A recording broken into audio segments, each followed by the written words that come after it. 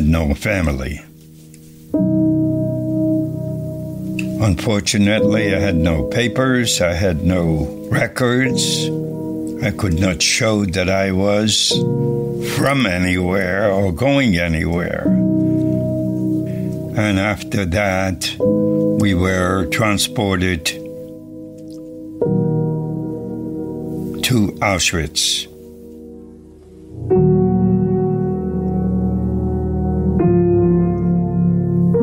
When I arrived in Auschwitz itself, we were 1,500 people, men, women, children. The Oberführer, who was doing the selections, he selected 580 men and put them all on the side. I looked at the column that was lined up, and I saw these were all working men who could work. I figured I better get over to that side. The women, the children, the elder people went on trucks. Little did we know that the following morning they weren't alive anymore. Acabámos de ouvir um pequeno trecho da história de David Wisnia, como ele a contou à Associação Memórias da Segunda Guerra Mundial, que tem um arquivo no YouTube com alguns vídeos de sobreviventes de Auschwitz. Antes de ser transportado para o campo, toda a sua família foi assassinada, e ele não, porque tinha conseguido trabalho para esse dia. Neste som, ele conta que foi transportado com outras 1.500 pessoas, homens, mulheres e crianças, e que começou a ver que se formavam duas filas, uma de idosos, crianças e mulheres, outra com homens capazes de trabalhar, e pensou que era melhor encontrar forma de se juntar àqueles homens. A fila de mulheres, idosos e crianças voltou a entrar no comboio e foram mortos. Olá a todos, sejam bem-vindos a mais um episódio do Mundo a Seus Pés, o podcast semanal da secção internacional do Expresso. Hoje vamos falar do Holocausto e de um dos seus mais temíveis lugares, o campo de trabalhos forçados de Auschwitz, construído em 1940 a cerca de 50 km de Cracóvia, quando a Polónia tinha já sido anexada pela Alemanha. Os horrores que se passaram naquele lugar estão documentados em milhares de livros, fotografias e testemunhos de sobreviventes gravados em vídeo. Existem museus, incluindo o próprio Museu de Auschwitz, e memoriais em todo o mundo, que lembram a maldade surrealista do regime nazi contra judeus e não só. Estamos a gravar na sexta-feira, dia 24 de janeiro, mas quando nos estiver a ouvir, já vai ser segunda-feira. Neste dia, há 80 anos, soldados do exército soviético entraram em Auschwitz e informaram as pessoas que ainda lá permaneciam que já não estavam presas. Porém, raros são os sobreviventes que se referem a este dia como uma libertação. Eu sou a Ana França, jornalista da secção internacional, e hoje comigo aqui em estúdio está Vasco Becker-Weinberg, professor da Faculdade de Direito da Universidade de Lisboa, ex-deputado do CDS, comentador aqui na SIC e também detentor de uma história que costuma chamar a história de amor mais bonita de sempre, a sonoplastia de Tomás Delfim e João Martins. Subscrever o Expresso é ter acesso à melhor informação, a uma vasta oferta de conteúdos exclusivos e à opinião de referência. Subscrever o Expresso é tornar-se membro do nosso clube, poder ser voz ativa de uma comunidade informada e beneficiar de vantagens exclusivas. Subscreva o Expresso em expresso.pt/digital. Expresso. Liberdade para pensar. Olá Vasco, obrigada por ter aceitado falar connosco de um assunto que não deixa de ser um pouco pessoal também. Pode começar por nos contar a história dos seus avós? Olá Ana, muito obrigado pelo convite. Sim, eu chamo a história de amor mais bonita que eu conheço, também obviamente pela proximidade e por eu de uma certa forma e os meus irmãos e todos os descendentes dos meus avós dela fazerem parte. Os meus avós tinham uma vivência normal na Alemanha, como todos os judeus alemães estavam, no caso do meu avô, da família do meu avô, estavam perfeitamente integrados. A minha família, do lado do meu avô, viveu em Hanau durante séculos, há várias gerações enterradas no cemitério de Hanau, e essa vivência interrompeu-se com a chegada ao poder do nacionalsocialismo e a implementação, obviamente, das leis de Nuremberg, que tornavam impossível a vida em público, primeiro em parques, nas escolas, para judeus, e depois, obviamente, começa a fase mais difícil, verdadeiramente, porque estava em causa era a sobrevivência física. Mas nessa década, da década de entrada em vigor das leis de Nuremberg, a década de 30, o meu avô e a minha avó conhecem-se numa circunstância muito especial, que é de facto um baile de máscaras, e isso, se quiser...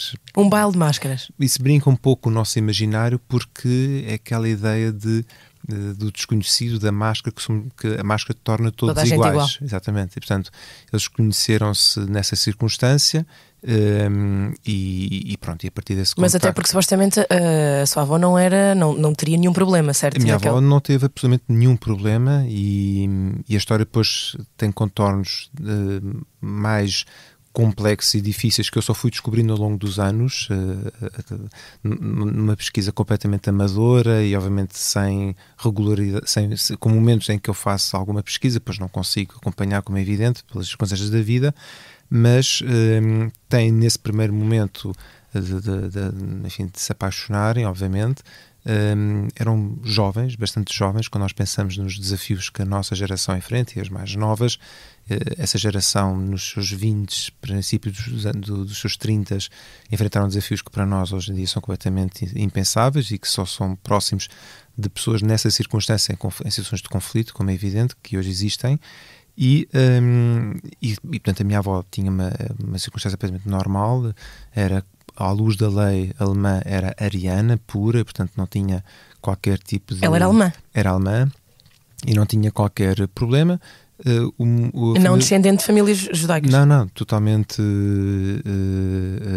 pura, de acordo com as leis raciais alemãs de Nuremberg, e portanto o meu avô não, como é evidente, pese embora a família tenha estado na Alemanha durante séculos e portanto totalmente é isso que também perturba, não é? É que nunca não havia nenhuma coisa que pusesse uma pessoa a salvo, independentemente do tempo a que se estava ou que se tinha contribuído para a sociedade. Não havia forma de escapar?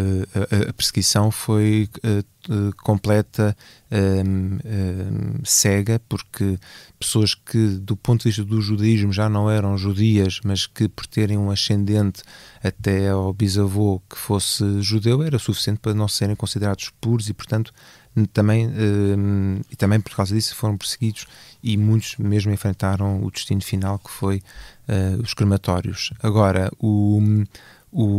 eles conheceram-se nessa circunstância, mas já a vida estava-se a tornar difícil e o meu avô decide fugir. E o pai dele já tinha morrido, a mãe dele, a minha bisavó paterna, não pensou em fugir nessa altura e portanto o meu avô foge a pensar em ir para os Estados Unidos, mas quando chega a Portugal e sempre manteve um contacto com a minha avó através de correspondência, diz à minha avó que sim, que viesse para Portugal também, e a minha avó vem para Portugal numa circunstância completamente sigilosa, no sentido de um dia, de acordo com a história que nos era contada, despede-se dos pais e sai de casa e não regressa, e tanto vem para Portugal. Há ali muitos detalhes que nós nunca conhecemos, porque não nos foram contados, ou aquilo que podia substanciar essa história, essa fita do tempo desapareceu, que seria a correspondência entre o meu avô e a minha avó. Mas o que é que aconteceu? Penso que o desejo da minha avó foi que essa correspondência fosse destruída. Mas ela chegou a Portugal? A minha avó chegou a Portugal, sim, e fixaram-se chegaram a Portugal em 37. Em 38 nasce o meu pai. Então, o avô chegou antes, não é? O meu avô chegou antes e decidem ir viver para Coimbra. Okay. Porque em Coimbra, supostamente, teria sido mais fácil de fixarem raízes, ainda que momentaneamente, porque com pouca idade, ao fim de poucos anos, eles mudam-se para o Porto, porque o meu avô foi fundar uma fábrica de colchões na São João da Madeira, a Modoflex, com a família Moreira, e fixaram-se então no Porto, e ele morre no Porto com pouca idade, com 45, em 1954, e deixando a minha avó viúva muito nova, o que para a minha avó, ou melhor, o que me sempre fez ter uma grande consideração pela minha avó, obviamente, porque a minha avó passou por sacrifícios que ela podia ter escolhido a saída mais fácil, não era? Que era, pronto, olha, isto não vou arranjar aqui um problema. A mim não vai afetar, eu provavelmente vou fazer uma vida normal na Alemanha. E repare, só há pouco tempo é que eu descobri que, portanto, a minha avó foge em 37, o meu pai nasce em 38, portanto, o meu pai, do ponto de vista da lei alemã, obviamente, era o resultado da prática de um crime de sangue, portanto, o meu pai não era, entre aspas, puro, mas à luz do judaísmo não era judeu, e, portanto, o meu pai, quando nasce, as autoridades alemãs, em 45, retiram-lhe a nacionalidade alemã e à minha avó. Portanto, naquilo que é o correspondente, se quisermos, ao nosso Diário da República, na primeira página, por ordem alfabética, está lá o nome está lá a lista das pessoas a quem, em 45, portanto, já há pouco tempo de acabar a guerra, é um ato administrativo de retirar a nacionalidade à minha avó e ao meu pai, que tinha na altura de 4 anos. Como é que... Isto é uma pergunta bem ignorante. Como é que isso se soube? Não, porque está publicado. Ou melhor... Ou seja, um filho pode nascer em Portugal sem ser comunicado à Alemanha, não? Não, porque os alemães perseguiram os outros alemães que tinham cometido crimes de sangue à luz da lei alemã. Então eles ficaram a saber que a sua avó tinha fugido, basicamente. Claro, okay. E portanto e perseguiam, e há a lista da pátridas, se quisermos, de pessoas a quem o Estado alemão tirou a nacionalidade, é muito extensa, precisamente para existirem consequências e não... De fugir. Precisamente. Isso era feito com espiões? Ou... Não, há um reporte normal, havia a alegação alemã em Portugal, que obviamente era fiel ao regime nazi, certo. E portanto... Isso sabia-se no Porto? Sim, no Porto, em Lisboa, portanto...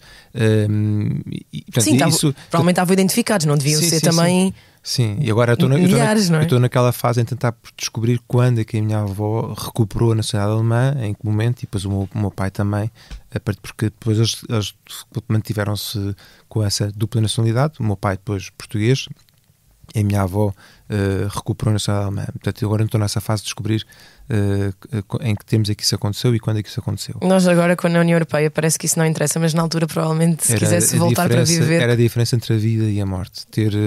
Ter um visto de saída, um visto de trânsito, ter a possibilidade de sair.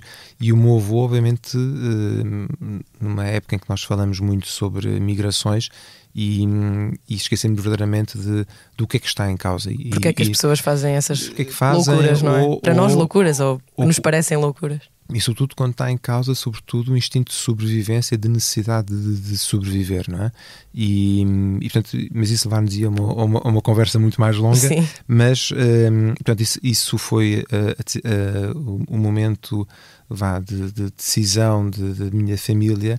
E para ligar um pouco com a sua introdução, a minha bisavó, quando foge para Portugal, depois acontece aqui uma circunstância também que em si é uma história extraordinária, que é a minha bisavó era um grupo de 7 irmãos, só descobri há pouco tempo que eram 7 irmãos, eu achava que só tinha uma irmã, eram 7 irmãos de uma família, a família Strauss, e as 2 irmãs, portanto a minha bisavó e a irmã, que não se reencontraram em Portugal por pouco, porque a minha bisavó conseguiu fugir, mas a irmã dela acabou por ser deportada para Theresienstadt e sobreviveu a Theresienstadt e quando foi libertada, quando chegou a Portugal, já tinha morrido a irmã, a minha bisavó, e portanto, mas estão enterradas no mesmo cemitério, mas o marido da irmã da minha bisavó acabou por ser deportado pela França de Vichy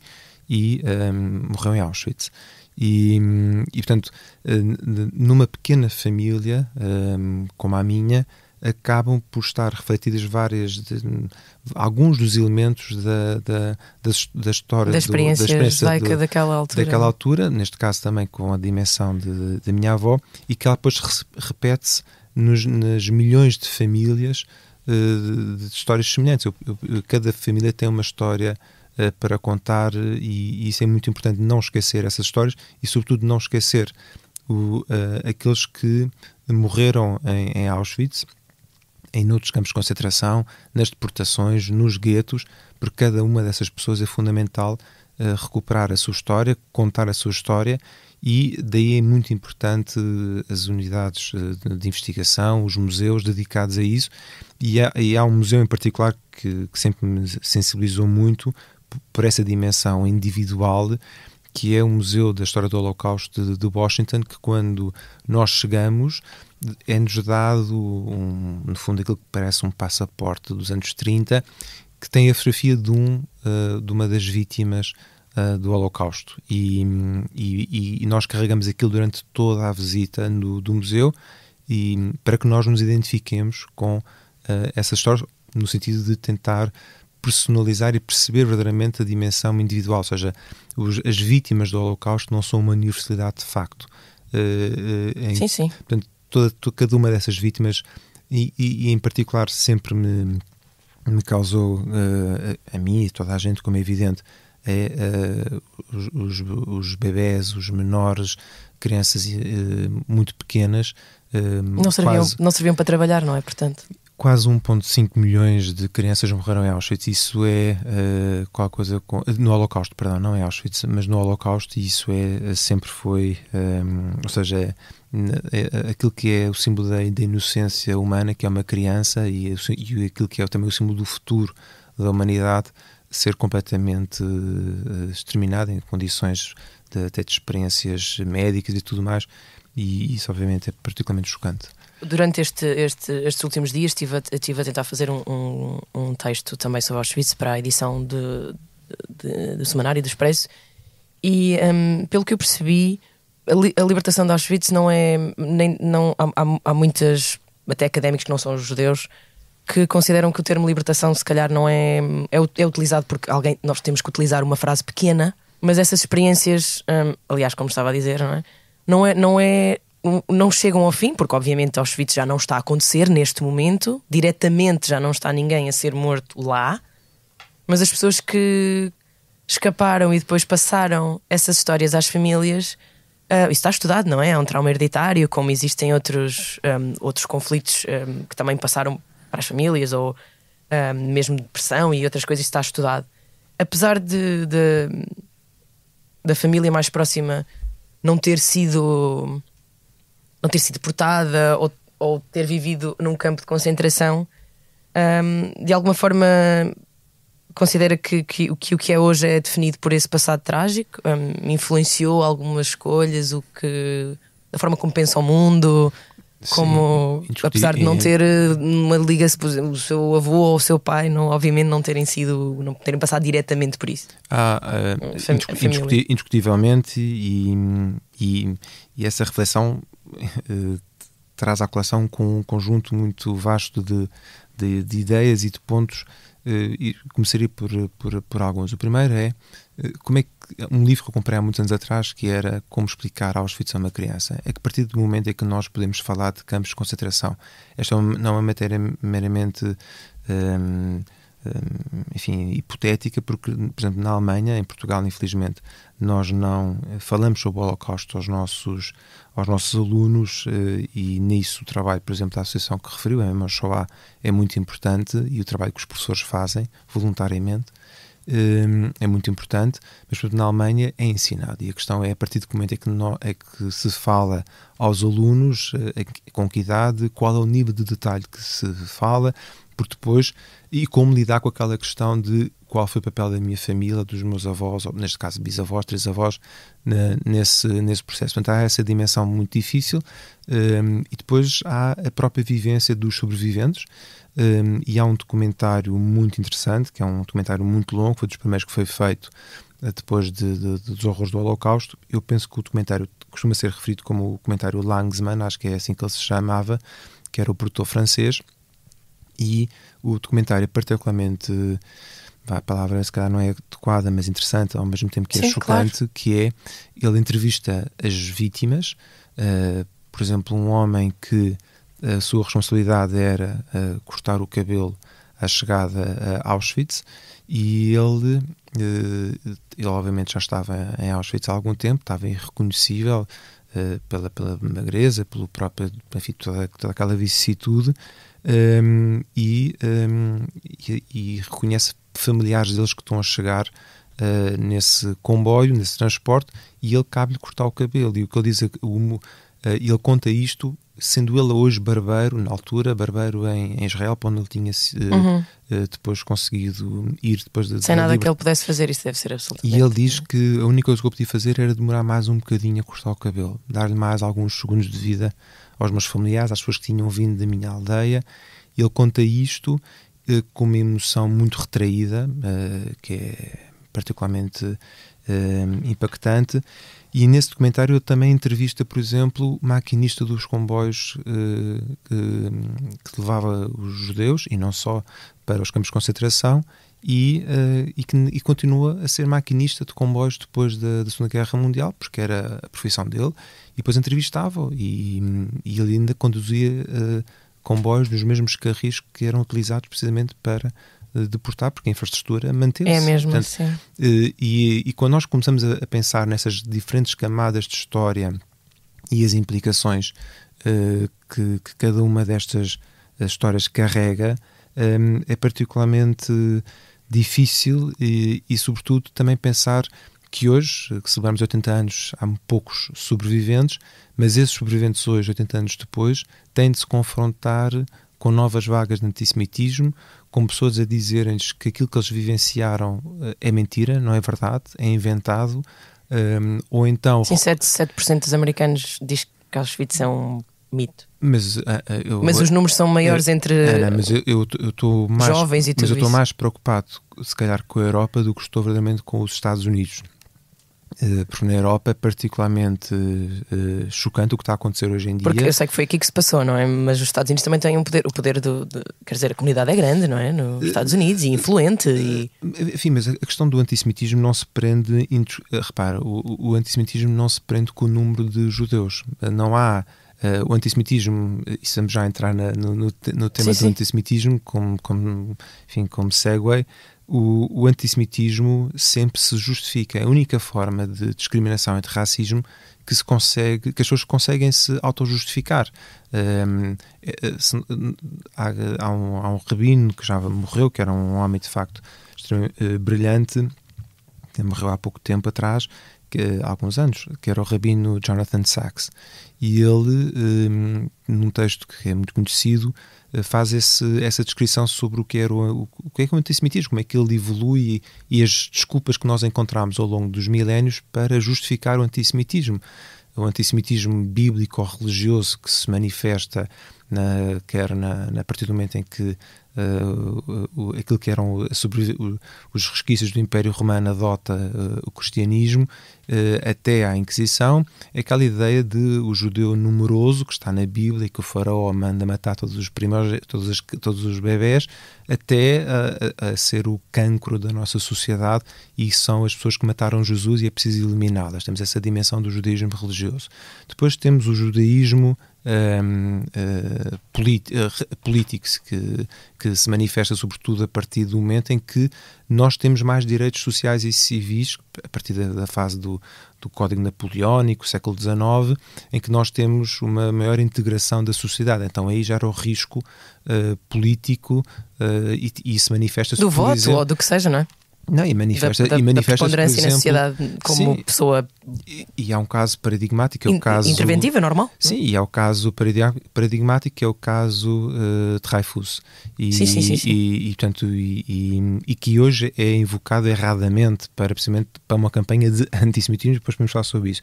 Depois temos o antissemitismo racial, que é o culminar do Holocausto, que é, no fundo, os alemães perseguiram 4 tipos ou 4 grupos, se quisermos.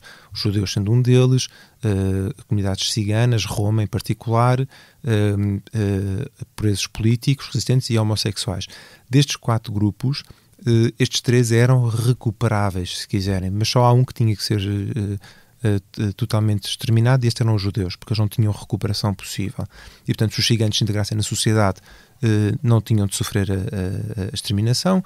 Homossexuais, se abandonassem a homossexualidade, poderiam viver na sociedade. Os resistentes políticos, se subjugassem à vontade do nacional-socialismo, também poderiam viver em sociedade. Muitas pessoas talvez não tenham tido sequer essa opção também, não é provável? Como é evidente, aliás, há um documento... Ninguém deve ter perguntado, se calhar, a homossexuais que nem diziam que eram, se querem integrar-se ou não, não é? Mas, Ana, o crime da homossexualidade diz que, pela qual há também um documentário extraordinário, e há muitos livros, que o artigo que estava previsto no Código Penal alemão que considerava a homossexualidade como um crime, viveu até quase à reunificação alemã. E, portanto, a intolerância acaba por sempre um aspecto presente. Eu acho que há muitas datas muito mais recentes do que nós imaginamos para direitos civis que acho que nem sabemos, mas que sim, que são coisas muito recentes, desde o voto de mulheres na Suíça até quando é que podemos no Reino Unido comprar uma bebida sem sermos acompanhadas por um homem e coisas assim. Ou então há leis que até ao século XXI que ainda existiam países que tinham leis que aceitavam a escravatura, não é? E que, portanto, a abolição da escravatura foi verdadeiramente tardia, centenas de anos depois daquilo que se fez, por exemplo, na Europa. Agora, o antissemitismo do século XXI é o pleno. No século XXI nós temos o antissemitismo que manifesta-se em todas as dimensões, sobretudo porque temos a existência do Estado de Israel. E os ataques são quer às comunidades judaicas e ao judeu individualmente considerado, incluindo na diáspora, claro, ou mais na diáspora, não é? Claro. E depois o antissemitismo, que eu não sou antissemita, sou antisionista ou sou anti-Estado de Israel. Portanto, hoje em dia conseguiu-se novamente justificar o antissemitismo. Sim, eu não sou antissemita, eu sou anti-Israel. Portanto, mas isso não é uma crítica justa? Não, isso continua a ser antissemitismo. Criticar o Estado de Israel não é antissemitismo. Não é a existência do Estado. O que o governo faz não é antissemitismo. Mas aí já estamos a entrar em diferentes nuances. Mas eu explico isto da seguinte maneira. A forma como a pergunta é colocada é tal tentativa de justificação e tentar perceber porque, por exemplo, quando nós dizemos a criação do Estado de Israel, isto tem acontecido nos últimos 15 meses, infelizmente, que é dizer que a Europa devia libertar-se da sua culpa do Holocausto, porque foi por causa dessa culpa que se criou o Estado de Israel. Isso é absolutamente mentira. A ideia da criação de um Estado vem precisamente do período do século XIX, por causa precisamente daquele exemplo do caso de Dreyfus, que era o sionismo, que tem na sua gênese Herzl e aquela ideia do século XIX, precisamente, e portanto o Estado de Israel começa aí, ele era inevitável com ou sem Holocausto. Portanto, o Holocausto é um momento decisivo nesse processo, indiscutivelmente, mas é no contexto depois da criação das Nações Unidas e depois da tal resolução que cria o Estado de Israel ao lado da criação de um Estado árabe. Certo. Agora, hoje em dia, negar a existência do Estado de Israel... Mas eu não estou a falar... Isso sim. Mas já lá vou... Claro que isso é antissemitismo. Eu estou a falar de estar contra o que se passa politicamente, não a criação do Estado, nem a existência de um Estado judaico. É verdade, mas depois depende de como é que nós nos referimos nessa crítica. Se essa crítica é uma crítica relativamente às políticas que o governo possa tomar, indiscutivelmente. Se a crítica é feita no contexto de eu sou contra e por isso devemos fazer isto, estas posições, por exemplo, aplicar sanções ao Estado de Israel. A ideia de aplicar sanções a Estados que não cumprem direito internacional existe e é feita já a vários Estados e atualmente, por exemplo, relativamente à Rússia, em determinada altura relativamente ao Irão, à Venezuela, à Síria, a Cuba. Portanto, há um conjunto de sanções, quer no contexto das Nações Unidas, quer mesmo fora. A União Europeia também tem sanções, os Estados Unidos são separados da ONU. Outra coisa é dizer, vamos só sancionar os produtos agrícolas que vêm de Israel, mas não vamos pedir sanções para mais nenhum outro Estado no mundo e perseguição constante ao Estado de Israel de forma desproporcional face a outros Estados, por exemplo, no contexto das Nações Unidas. Ou seja, é preciso explicar, então, por que razão de todos os Estados no mundo, o Estado de Israel é o Estado mais censurado no âmbito das resoluções das Nações Unidas. Porquê? Só o Estado de Israel? Sim, não, quer dizer, é censurado, mas também há sanções, como acabou de dizer, a outros países, não é? Que de alguma forma... Nem há comparação em termos de número. nem sequer há Nas comparação. sanções a Israel? Então não há sanções a Israel de um tamanho da Coreia do Norte. Não. Nem eu estou a defender isso, atenção. Eu falei em resoluções das Nações Unidas, não em sanções. Não nas sanções. Israel, no atual quadro, não há um regime de sanções que esteja a ser aplicado a Israel e podíamos falar sobre isso. Mas a questão aqui que eu estou a colocar o ênfase é por que razão se discrimina um Estado no meio de tantos Estados que depois ocupam lugares como, por exemplo, a Arábia Saudita que está, ou a Líbia de Gaddafi, que chegou a liderar a Comissão de Direitos Humanos, e aí não há problema nenhum, mas no Estado de Israel porque é que eu vou sancionar ou pedir às pessoas apelar ao boicote a Israel? E depois aqui entramos na questão... Porque é o que aquelas nações consideram justo? Não as nações, falo das pessoas, porque não há nenhuma nação que pede boicote de produtos nas Nações Unidas? Não, sim, estamos aqui a mostrar duas coisas. Uma coisa é resoluções das Nações Unidas, outra coisa é sanções em movimentos cívicos de apelo a sanções, por exemplo, como acontece em Portugal ou como Sebastião, que é boicote ao capital sionista. Certo.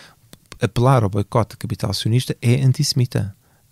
Esta identificação do capital... Claro, com os judeus que controlam tudo, e o povo, certo? E isso não podemos sem ter dúvida. Pronto, mas os autores dessas declarações, que ainda para mais alguns deles têm responsabilidade política, é de autojustificação. Não, eu não estou nada contra, eu sou contra o sionismo. Se é contra o sionismo, é antissemitismo. Nos anos 70 tentou-se incluir... Depende se a ideia de sionismo pode estar errada nessas pessoas, atenção. For uma ideia de expansão ou de colonatos, não é? Ou seja, se as pessoas pensarem no sionismo dessa forma, que pode estar errado, mas pode ser esse o móvel, não é? Mas isso é justificar o antissemitismo. Se eu disser, não é racismo, é apenas, se eu interpretar este racismo desta determinada maneira, já não é racismo. Mas pode não ser racismo. Não acha que... Ou seja, as pessoas não podem estar contra... Por exemplo, a ocupação do Estado da Palestina, porque agora é impossível e está todo despartilhado, todo desquartejado. Isso não é antissemitismo, acho eu, não é? Mas o que é que isso tem a ver com sionismo? Sionismo é... Porque há uma associação do sionismo a um colonialismo. E quem é que fez essa associação? Sei lá, a mídia durante anos, ou pessoas anti-Israel, ou o que seja. Mas as percepções depois consolidam-se. Eu não estou a dizer que isso não deve ser destruído com factos ou com... Mas Ana, respondeu à pergunta... Mas esse sionismo está associado a uma conquista de terra. Mas respondeu à pergunta... terra que devia ser de um Estado, Ana, não é? Segundo a ONU, do Estado palestiniano. Respondeu à pergunta que toda a gente se coloca, nas gerações mais novas, é porque é que aconteceu o Holocausto? O Holocausto aconteceu porque, precisamente como disse, conseguiu-se criar uma percepção que as pessoas aceitaram como válida e depois a partir daí foi apenas acender o rastilho. E a percepção de conquista do espaço pelos judeus? Não, aquilo que há pouco referiu, que há esta ideia que o sionismo tem esta dimensão. E é mentira. O sionismo é defender a existência de um Estado de Israel. Claro. Muito bem. E... ser anti-sionista, ser contra... repare, o único Estado cuja o direito de existência é permanentemente colocado em risco é o Estado de Israel. E porquê? Não é por ser o Estado de Israel, é por ser o Estado judeu. Porque é que nós corremos para utilizar a palavra genocídio e aplicá-lo a Israel? É para dizer que os judeus e os israelitas são os novos nazis?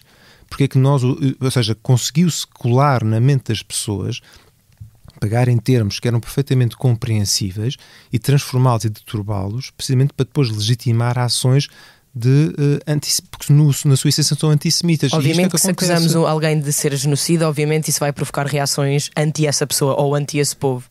Mas essas acusações às vezes vêm, e eu gostava de saber também a sua opinião sobre isso, de, vamos dizer, organizações em que as pessoas normalmente confiam. Relatórios da Amnistia, relatórios da Human Rights Watch e até também instituições internacionais de lei, que é o domínio que o Vasco estuda há anos, portanto, certo. Obviamente a lei internacional é uma coisa que estuda e percebe bem. Certo. Essas instituições nós devemos, se elas não estão certas em pôr esse caso para a frente, devemos confiar menos nelas porque estão a investigar Israel por genocídio? Não. Elas são biased de alguma forma, são desequilibradas? Pode-se dizer isso? Também aí é preciso perceber porque é que há esse persistente equívoco. Há uma ideia de que Israel já foi condenado por genocídio. Isso é mentira. sim. Pronto, Só um caso, não é? Que está a ser investigado. Os tribunais internacionais não estão neste momento a acusar Israel de coisa nenhuma.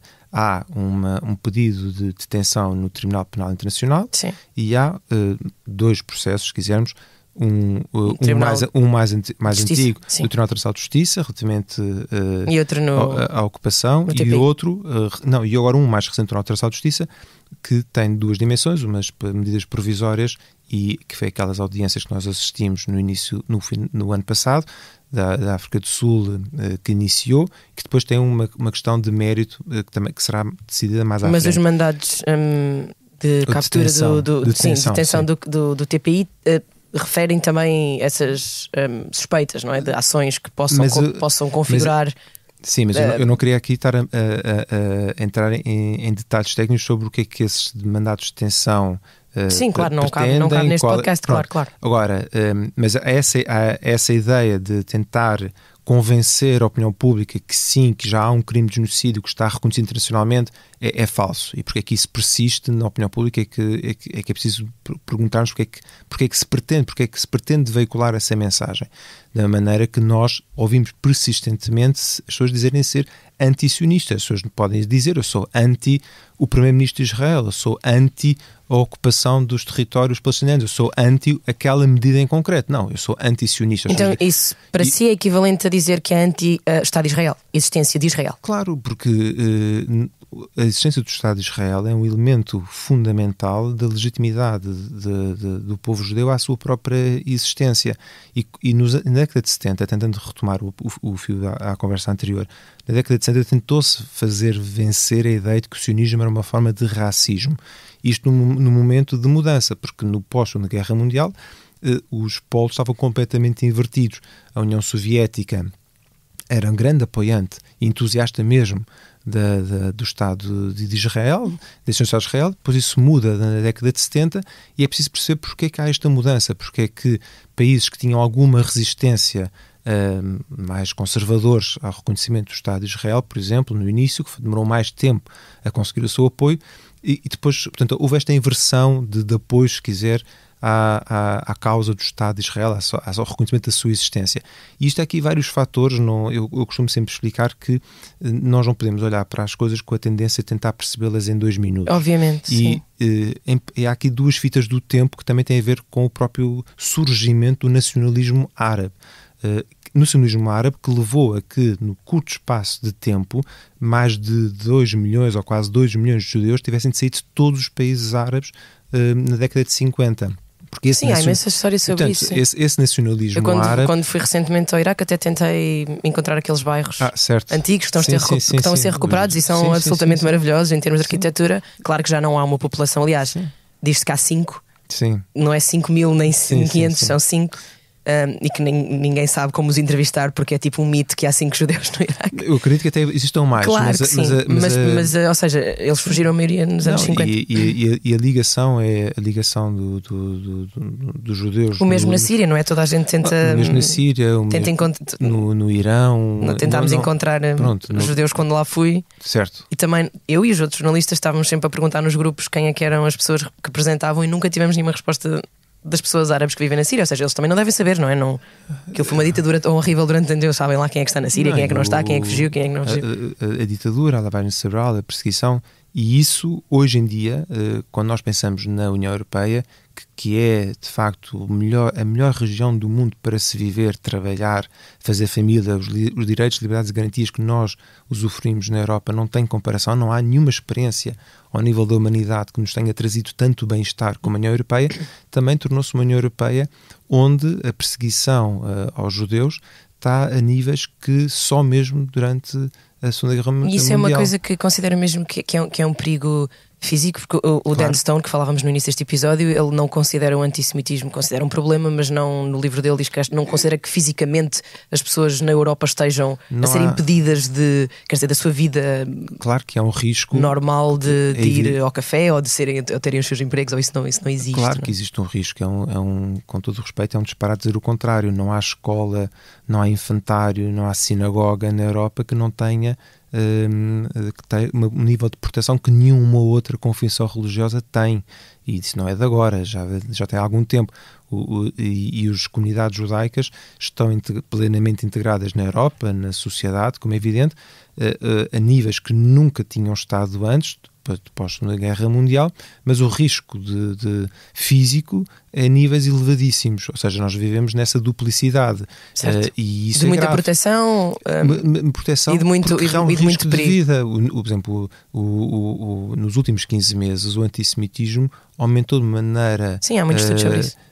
Quer dizer, em países como a Inglaterra, que tinham níveis relativamente baixos. Em França, então, é impensável. A Bélgica é impensável. A Holanda, na Alemanha, quer dizer, e as pessoas, a tolerância que se desenvolveu face a isso tem a ver novamente com a justificação. Pois, isto é normal que isto aconteça porque está a acontecer o que está a acontecer no Médio Oriente. Portanto, esta ideia é que o judeu da diáspora pode e deve ser perseguido precisamente pelo que está a acontecer.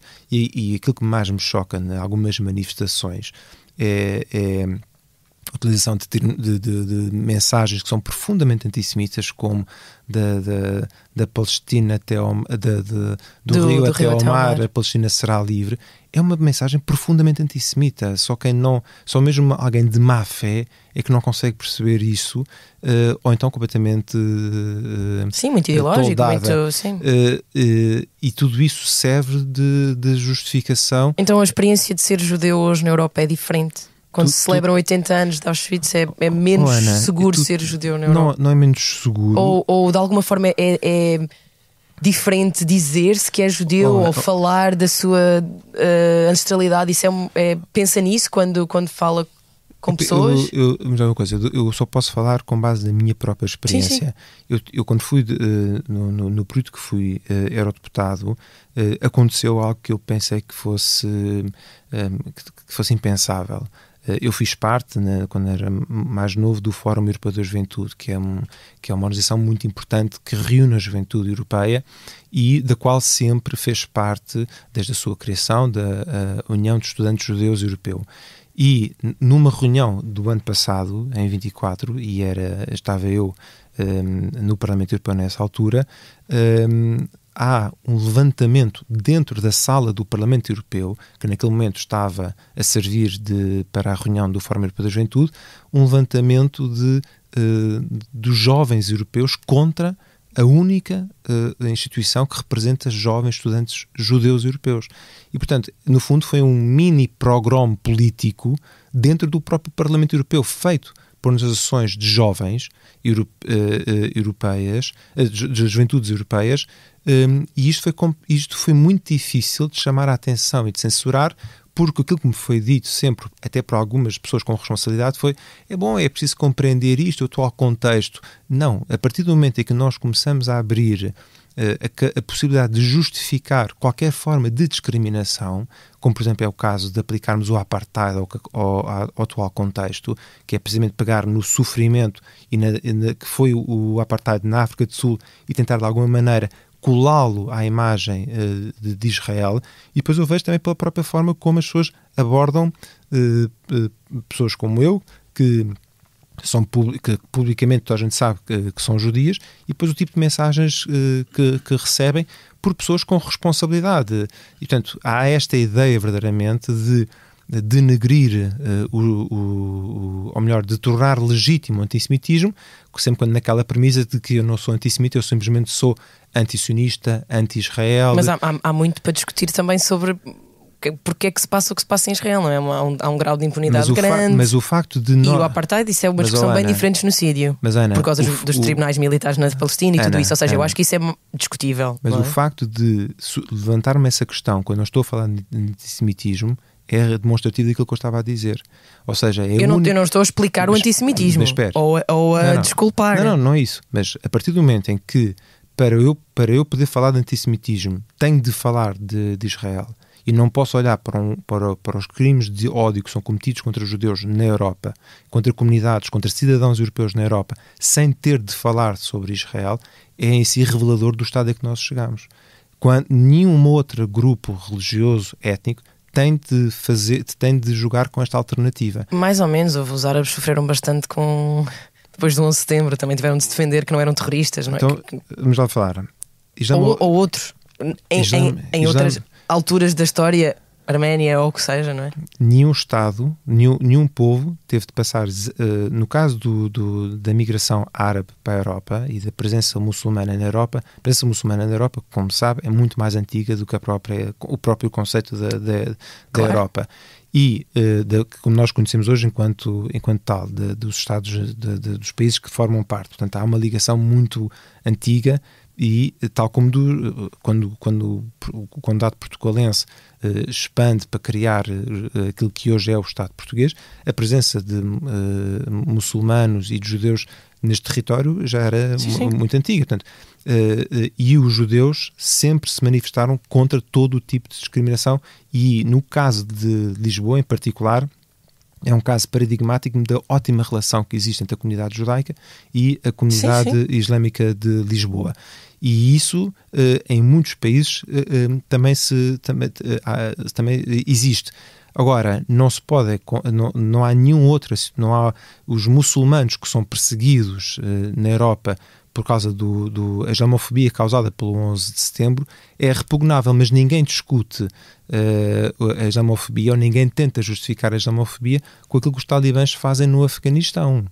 E, portanto, não há ninguém que vá atacar uma mesquita por aquilo que os talibãs estão a fazer. Mas não faltam ataques a mesquitas, não é? Não, porque é puramente racial e nós podemos discutir a islamofobia no seu próprio... Sim, não é a ideia, portanto, claro. No antissemitismo não. No antissemitismo nós temos sempre de discutir o antissemitismo. Quando nós falamos de antissemitismo há sempre uma alternativa, há sempre um mas.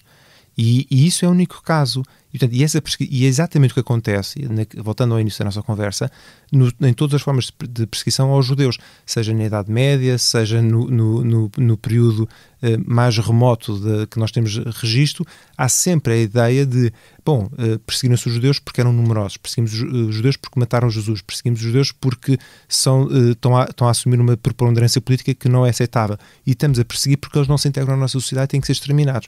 Esta alternativa, esta ideia do mas, quando na verdade estavam completamente assimilados há 200, 300, 400 anos em muitos casos na Europa. Ou seja, não eram sequer, nem eram praticantes. Muitos dos judeus que falam sobreviventes dizem que as famílias nem sequer eram judaicas. A Ana, tal como eu, acompanhou o processo eleitoral nos Estados Unidos. Sim. As referências que foram feitas erradamente, seja ao lobby judaico, seja que os judeus controlam isto, que os judeus fazem aquilo, isso está sempre nos bastidores. E isso existe uma maneira que não é para descrição factual daquilo, como é que se processam ou tentar perceber como é que funcionam as eleições europeias. É feito precisamente para novamente criar as condições para o florescimento do antissemitismo. E isso é que é grave. Num país como Portugal, nós vivemos verdadeiramente num país onde, a nível europeu, será seguramente dos melhores países para qualquer comunidade viver. E acho que é muito importante nós não darmos isso por adquirido e temos verdadeiramente de trabalhar conhecendo a história que não aconteceu fisicamente no nosso território, como é o caso do Holocausto, mas nós não podemos, por causa disso, não querer estudar esse fenómeno. Não apenas pela questão do antissemitismo, mas sobretudo para percebermos a importância da tolerância, da importância de não vacilarmos para os extremos. Quando nós pensamos, por exemplo, na questão do antissemitismo, há muitas vezes as pessoas perguntam, mas extrema esquerda, extrema direita, qual foi a melhor, qual foi a pior? Ou quando eu falo no nazismo, vem sempre dizer, mas morreram muitos mais na União Soviética. Indiscutivelmente, se nós olhamos para o fenómeno da discriminação do ponto de vista meramente estatístico, nós estamos a perceber o problema. Mas muitos mais aqui na União Soviética? Em números de mortes nos gulags, nos pogroms, portanto, mesmo desde o tempo dos czares. Sim. E as teorias conspirativas antissemitas são muito antigas, não é? Agora, qual é muitas delas originadas na Rússia, qual é o meu ponto? Não importa o número das vítimas. O número das vítimas é muito importante, mas voltamos ao início da conversa, é muito importante a história de cada uma delas, conhecer, portanto, basta uma vítima. Portanto, quando nós ouvimos também agora na questão dos números que estão sempre em cima da mesa, nós esquecemos verdadeiramente que o crime de ódio, seja contra 10, 15, 20, 50 mil pessoas, seja contra uma, não deixa de ser ele próprio criador de outro sentimento de ódio. Ou seja, hoje em dia, mesmo no facto de nós vivemos numa sociedade que é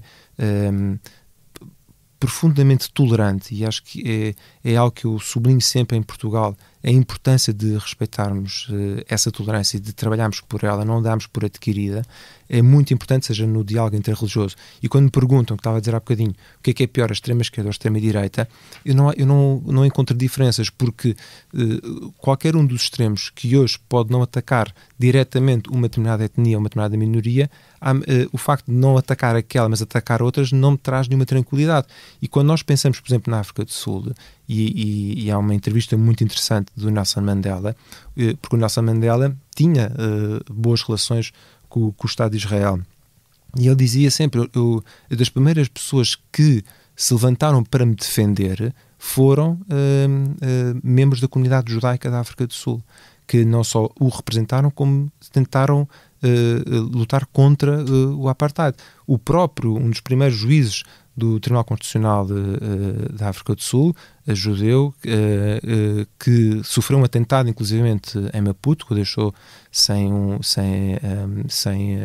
perdeu parte da vista e perdeu a visão e perdeu um braço, e ele era próximo do Mandela, e ele próprio contou-nos isto, por exemplo, quando ele recebeu um doutoramento honoris causa aqui em Portugal. Portanto, esta ideia que nós temos em Portugal não há discriminação, em Portugal não há racismo, está tudo bem, portanto podemos andar, salvo melhor expressão, a brincar com o fogo, é totalmente errado. É precisamente por nós estarmos nesta situação que nós devemos trabalhar para a manter e para a salvaguardar. E, sobretudo, não podemos justificar qualquer tipo de discriminação.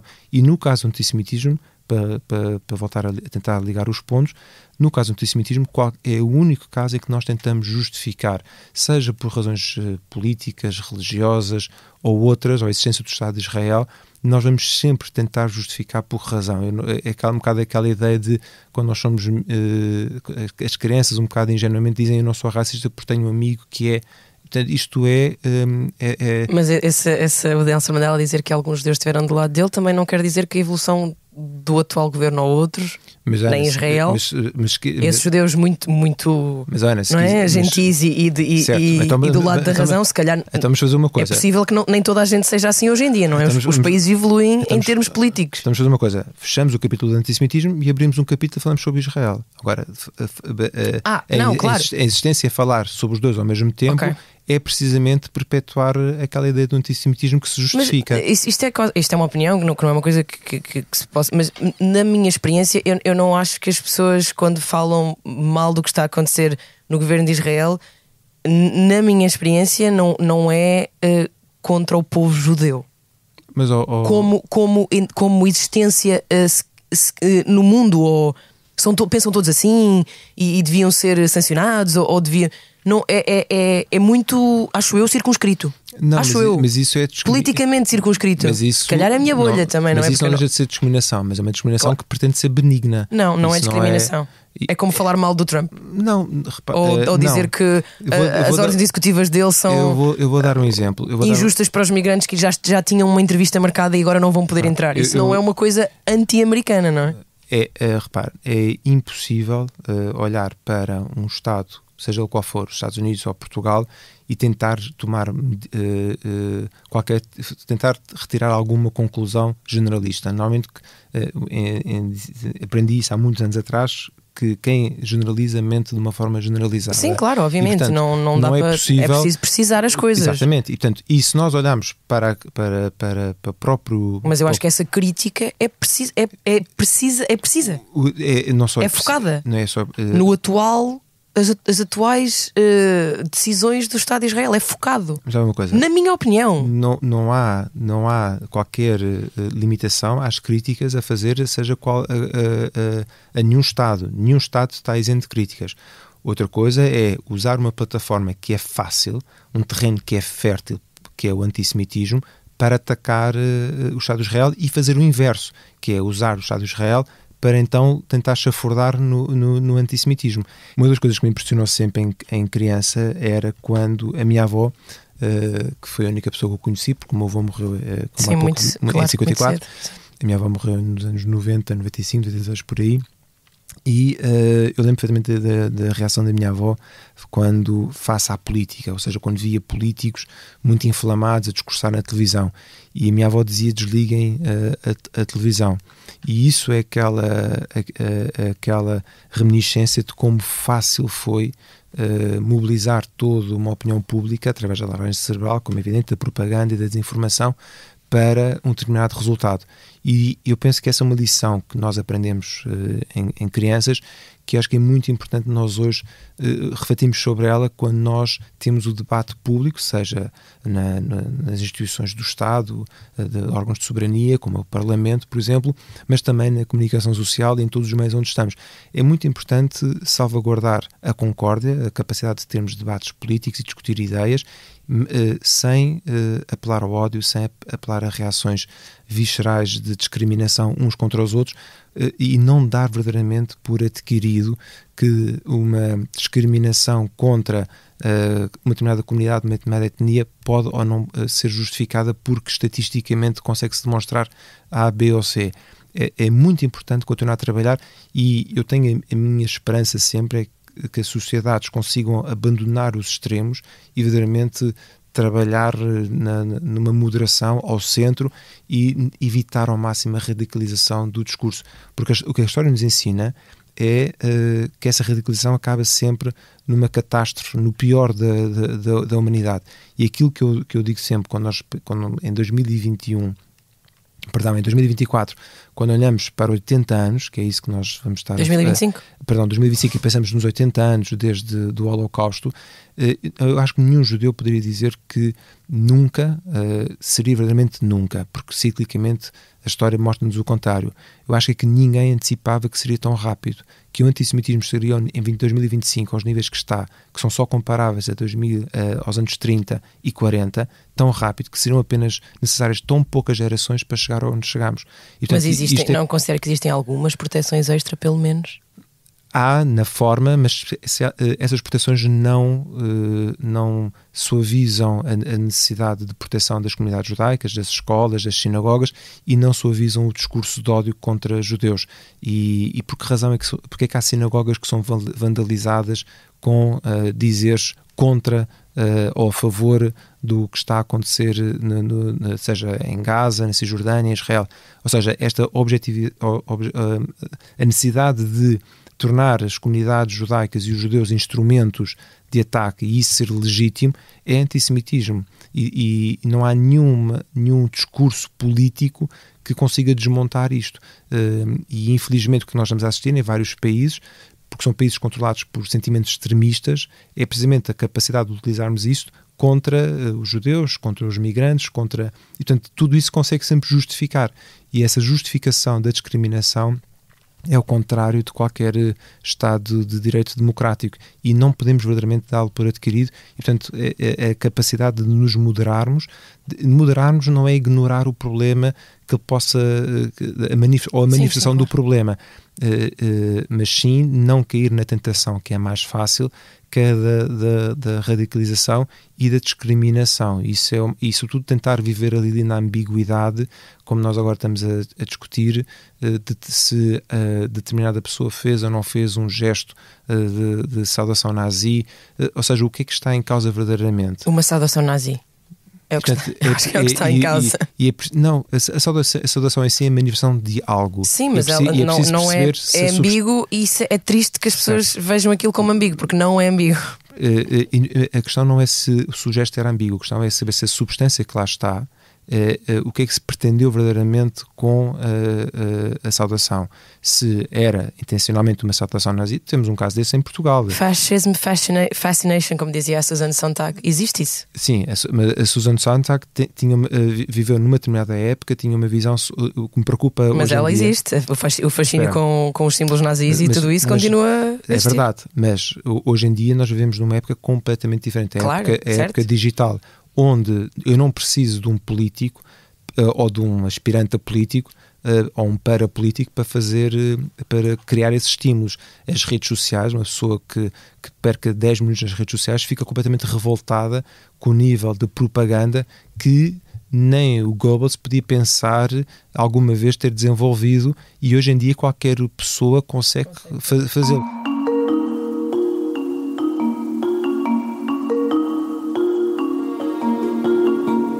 Nós temos uma pergunta no nosso podcast que fazemos a toda a gente, peço-lhe que responda rápido.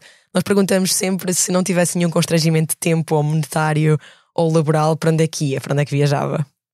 Eu acho que depois do que eu disse, a única resposta é Portugal, porque sinceramente Portugal não só foi porto de abrigo para a minha família, mas para muitas outras famílias, mas verdadeiramente, e tal como a Ana, viajamos por partes do mundo muito difíceis, damos por adquirido verdadeiramente aquilo que temos em Portugal, mas isso não pode acontecer. Nós temos de trabalhar persistentemente.